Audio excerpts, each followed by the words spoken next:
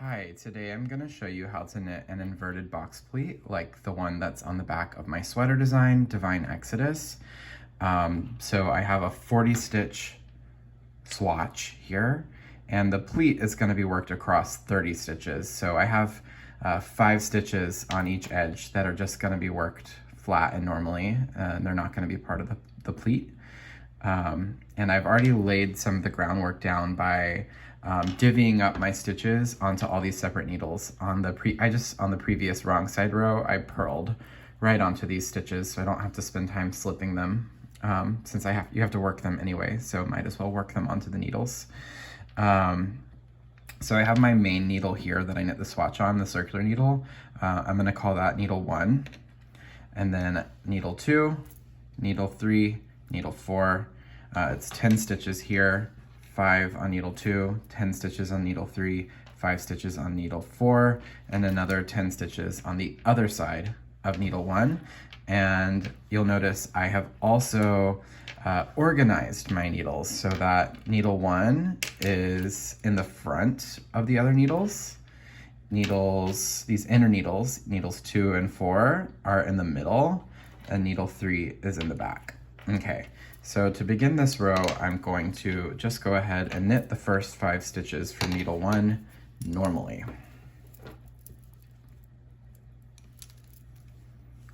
Okay, 1, 2, 3, 4, 5. And now we're ready to start the pleat. So to prepare to knit the pleat, all you have to do is grab needle 2, that first inner needle, and turn it this way towards the remaining 5 stitches on needle 1 so that the stitches line up and the wrong sides, the purl sides of the fabric, are facing each other. So you see the purl sides here. I want the purl sides of needles 1 and 2 facing each other. And when I turn this needle 2, it kind of brings the first half of the stitches on needle 3 to line up as well, which is what we want. And you'll see that it's the knit sides, the right sides of the stitches on needles 2 and needle 3 that are facing each other. Okay, let me just show you that again. Here's the swatch flat. I want this needle in front of this needle. Here's the swatch flat, and I'm just going to turn needle 2 the other direction against needle 1. Okay, now if you've ever done a 3 needle bind off, this is gonna feel very similar to that, except there's 4 needles and we're not binding off any stitches. Okay, so I'm going to line up these 3 needles as best I can.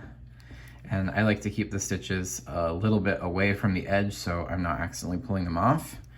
Now slowly I'm gonna take my right hand needle and insert it knitwise through the first stitch on needle 1, the first stitch on needle 2, and the first stitch on needle 3, like so. And now I'm going to slowly knit 1 stitch that goes through all 3 layers of those stitches, like this. And we can carefully pull these stitches off the needles. And then you might want to pull your needles out again to get everything away from the edge, right? Okay, first stitch of the pleat done.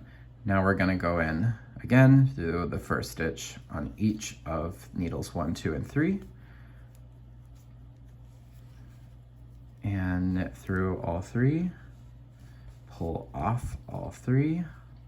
If you're finding this really difficult to get the yarn to go through all 3 layers of stitches, you could try doing this with a crochet hook. And then once you finish pulling the loop through on the crochet hook, you could just take it with your fingers and put it on your right hand needle. Just an option. I don't find it an issue to do it this way though, if you just tension your yarn correctly and go slowly. Okay, so this is the 5th stitch of the pleat, and we're halfway done. And what that means is now I've knit all the stitches off of needle 2, and I've knit the first half of the stitches that were on needle 1. Now I just have Let's get this back where I want it in the middle. I just have a remaining 10 stitches on the other side of needle 1. And to prepare the second half of the pleat, we're gonna do the same thing. This inner needle, so we should have 5 stitches remaining on the back needle, needle 3, 5 stitches that we haven't used yet on needle 4, and a remaining 10 stitches on needle 1. And all we're gonna do, I'm gonna get these 10 stitches on needle 1, more towards the edge of my needle. Here's the swatch flat, and I'm just gonna take needle 4, my inner needle, and turn it towards the stitches on needle 1, once again, so that you see the purl sides are facing each other on needles 1 and 2, and the knit sides of needles 3 and 4. This is needle 4. I think I just called it needle 2. It's a lot of needles. Okay, get your working yarn. And we're gonna knit through the first stitch on each of these 3 needles. Oops, I split my working yarn.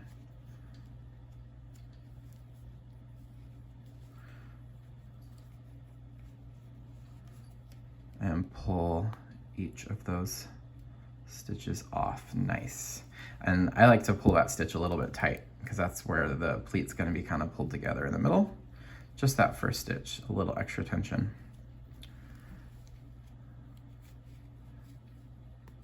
That's 2.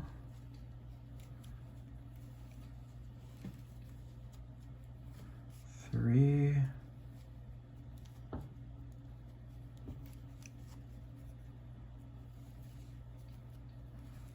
4.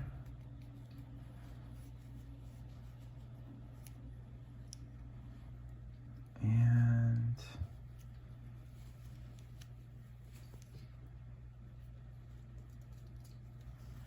5. Okay, and once we've done those 5 stitches, then the DPNs, or if you're doing a bigger pleat, your circular needles for needles 3 and 4 should be empty. And we just have these remaining 5 stitches on needle 1, which I get to just knit normally.